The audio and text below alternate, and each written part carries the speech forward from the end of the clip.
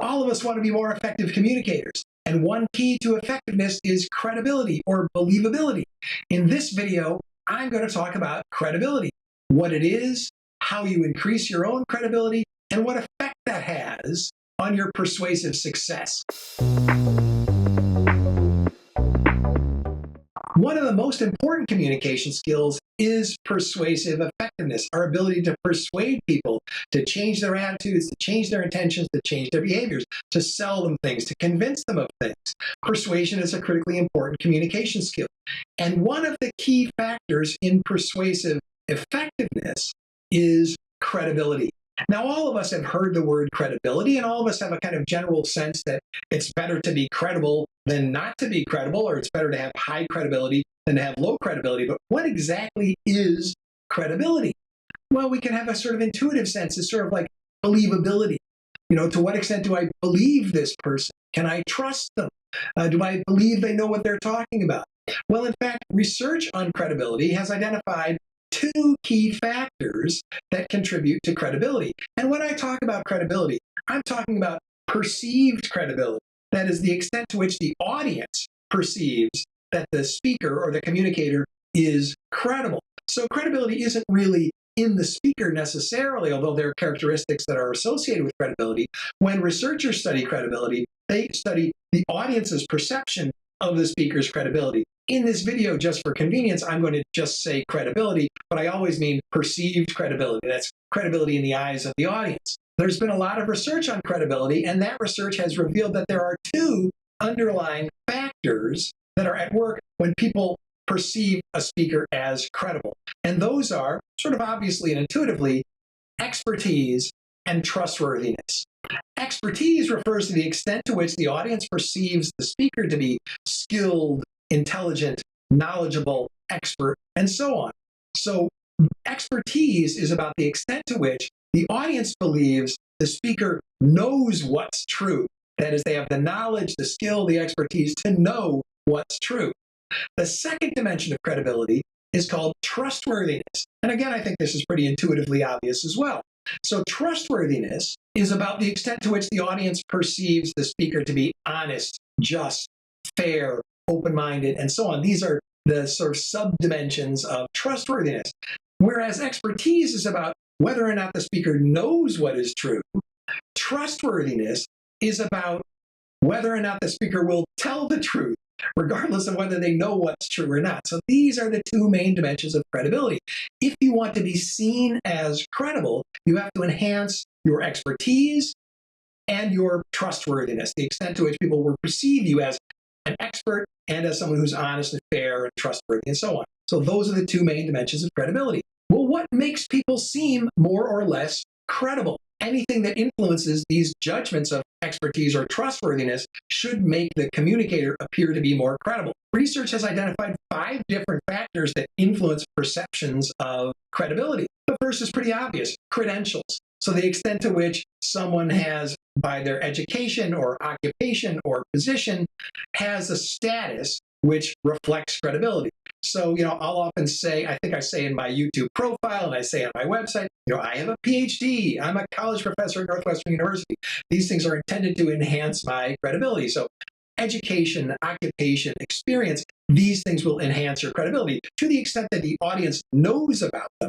If the audience doesn't know about, if I don't introduce myself as having a PhD or being a college professor or something like that, then all of my expertise and experience and occupation won't enhance my credibility because the audience won't know about it. The second factor which detracts from your credibility is non-fluency or disfluency in speech. So if you use the wrong words, if you stumble over your words, if you mispronounce words, if you are just disfluent, if you have long pauses or you say a lot of then these disfluencies will make people perceive you as less credible, as either less expert or less trustworthy. And I have a previous video where I talk about how you can reduce your ums and uhs. I'll link to that video above. The third factor that increases credibility is the extent to which you cite reliable evidence or reliable sources. So if you cite, a study that was published in the New England Journal of Medicine or in the journal Science or in a high credibility newspaper or news source, then the credibility of that news source kind of rubs off on you and you yourself appear credible. So it's better to cite a specific study than to say just something like studies show or everybody knows. So citing specific credible sources enhances your credibility because it makes people think that you know what you're talking about. The fourth factor that influences perceptions of credibility is a really interesting one. It has to do with the position that the communicator is advocating. So this takes a minute to explain. What this means is that if I advocate a position which appears to be against my own interest, then I will seem more credible. So an example might be something like a Democratic politician praising or advocating for a Republican politician, or a prosecutor advocating for lower sentencing guidelines, because these positions would appear to be against their own interests. And so the only reason they would advocate for them is because they must really be true. They must really be telling the truth, or they must really know what they're talking about to advocate for a position which is against their own interest. So whenever you advocate for something that's against your perceived interest, then people will perceive you as being more credible. Related to this, if you're trying to sell something and you're talking about all the attributes of the product that you're trying to sell versus the attributes of a product that your competitor makes, if you acknowledge that your product is not superior on every single dimension, but maybe is equal on some dimensions and only superior on a few, you'll be perceived as more credible than someone who says their product is superior to the competitors on every dimension. And the final factor is liking. To the extent that the audience likes the communicator, they will perceive them not as more expert, but as more trustworthy. So liking and trustworthiness tend to be very similar dimensions, and if an audience likes the speaker, they will also tend to trust the speaker. It doesn't make the audience think that the speaker is knowledgeable or expert, but it does make them think that they are likely to be telling the truth. So I guess that means make yourself likable if you can. Maybe use a little bit of humor, but not too much. This will enhance perceptions of likability and maybe then enhance perceptions of trustworthiness and therefore your credibility. I've defined credibility. Now we should ask ourselves, well, what effect does credibility have on communication outcomes? Is it always better to be a high credibility speaker? I think intuitively, before I looked at the research, I thought, well, yeah, I always want to enhance my credibility. Credibility is good. High credibility is good, low credibility is bad. I want to be seen as a credible speaker, and certainly as someone who's like a legitimate expert because I have a PhD and so on. I believe in credibility, and I think it enhances my effectiveness. But the research is actually more complicated than that. Having high credibility is not always the most effective position to be in. So the first thing to understand is that sometimes credibility doesn't matter very much. Credibility tends to matter most when the audience doesn't care very much about the issue that you're talking about.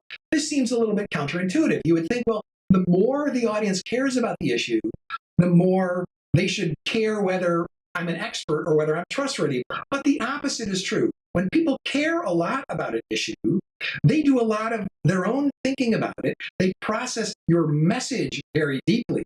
Credibility is a somewhat superficial characteristic of the speaker, of the source of the message. But when people care very much about an issue, they analyze the message itself. And source factors like credibility or attractiveness are less important than the strength of the arguments, for example. To the extent that people really care about an issue, they will tend to examine the message quality and the strength of the arguments more than they'll pay attention to superficial source factors like credibility. So credibility, counterintuitively, is most important when people don't care very much about the issue. If people are just superficially engaged in an issue, then they'll mostly just rely on superficial source cues like credibility to decide what to do or what position to believe or what attitude to have or what behavior to engage in. They'll say, well, I don't really care very much. If that person's an expert, I'll just do what they say.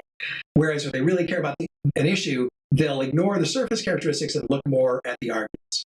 Another factor that matters very much, and this is pretty obvious, is when the speaker's credibility is revealed to the audience. Sometimes when you read an article or see certain kinds of advertisement, you're not sure who the source is until the end of the message.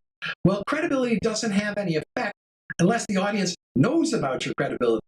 So the only time credibility is going to have an effect is when the audience knows about your expertise or your trustworthiness before being exposed to your message. If they only find out at the end, they're not going to know very much about your credibility, and it won't impact how they process the message.